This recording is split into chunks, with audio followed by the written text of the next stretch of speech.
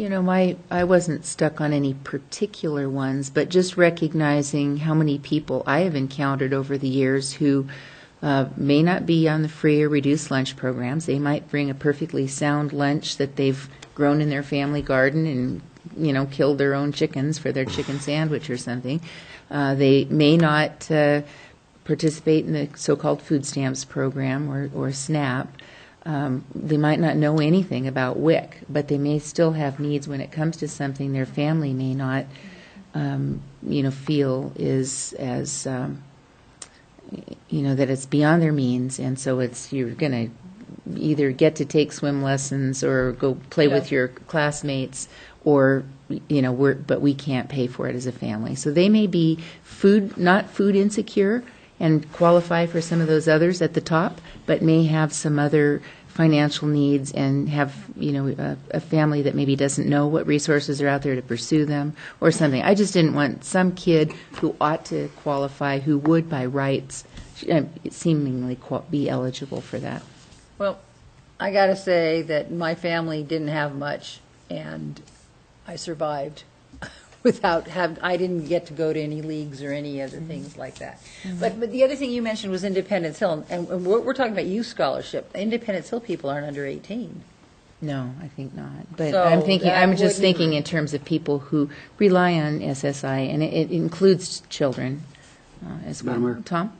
Well, maybe the number 6 should just end after social worker and just say signed letter from a social worker, unofficial letterhead. And that way somebody that can identify, somebody that's more trained than city staff can decide whether or not somebody's in need or not. But isn't the social worker the person who kind of helps work them through whether they're eligible for food stamps or SNAP? Sure, and they might be able So to. if they've got those already, then you well, don't but need they the social don't. worker. They can say, I don't need these other things.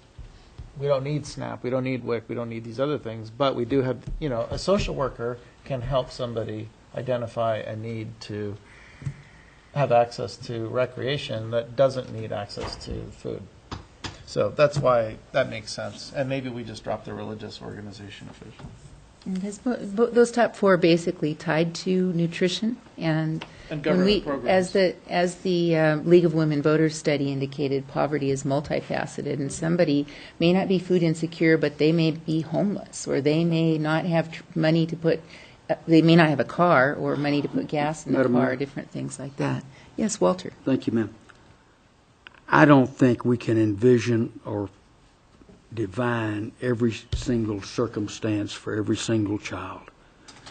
I think what we've done with the program by not having any needs-based criteria is we had it used up very early, and a lot of children who probably needed help to take swim lessons or just to go to the pool and cool off didn't get it.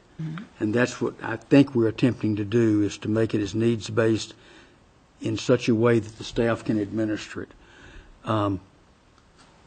I would make a motion that we restrict the program to those that meet criteria 1, 2, 3, and 4 on the list, and that we furthermore, what was your other slide, Dwight? Residency. And that the city's funds be limited to $18,000 and only for city residents be able to apply for them. Parenthetically, that means that if outside funding comes from the Elks or anybody else into the program, that those funds, if the donator is aware that they would be used for anybody that applies, then they would be available to them. Second.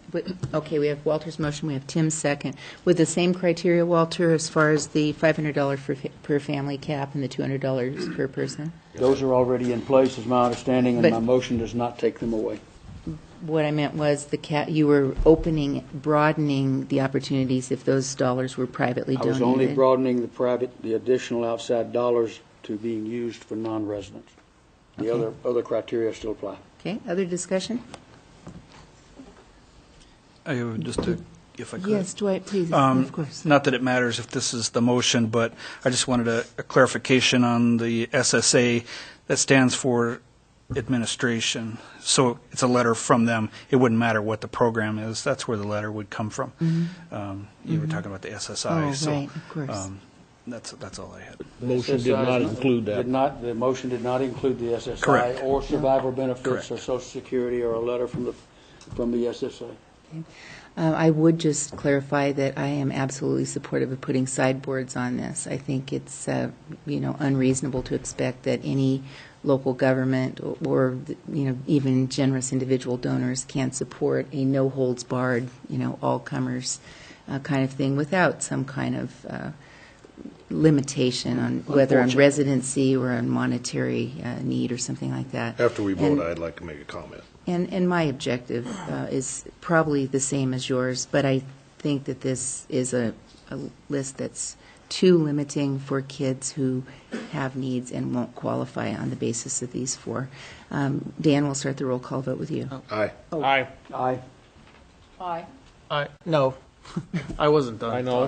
Which, I didn't know there was a call for questions. I asked if there were additional No, discussion. I I'm didn't. sorry. You I were missed- looking that way. I'm sorry, I missed you. Okay. That's okay. Tim. Aye. Okay, that motion carries. And Dan, you wanted to speak? Yeah, I since we've got this in place, we've got 2014 set, I'd like to, I guess, direct you guys, if somebody comes in with something that sounds legit as far as a needs-based, you're not gonna say, okay, but, all right, we'll take that and see if if the council will accept that for next year.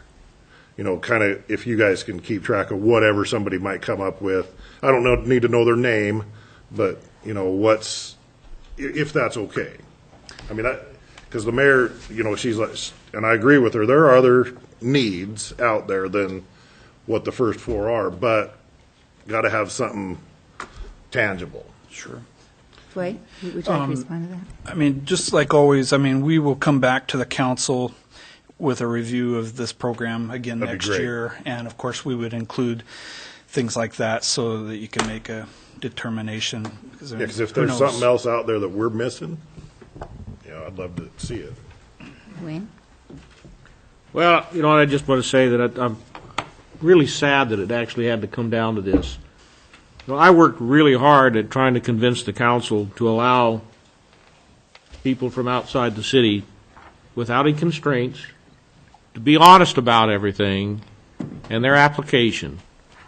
And we had folks that very, very much abused this system. And you know what? I think that's just a shame that they would do that. So here we are, where we're at. Tom? I just wanted to explain my no vote on this particular issue, and that is that I think that the four criteria, the 1, 2, 3, and 4, are all food-based programs, and I was looking for some other indicator that might be brought by a needy family who doesn't qualify for food needs, but still has need to, be able to afford to be able to get their kids to play. And I think we're missing the boat on this one.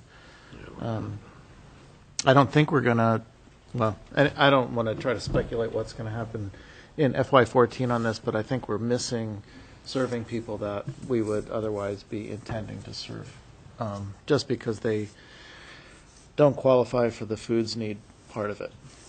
Tim? Dwight, I can't remember whether in your report you reminded us that Parks and Rec had recommended that it be a city-based residents-only program. And my remembrance of that meeting was that was their recommendation to us. It was. Okay. Okay.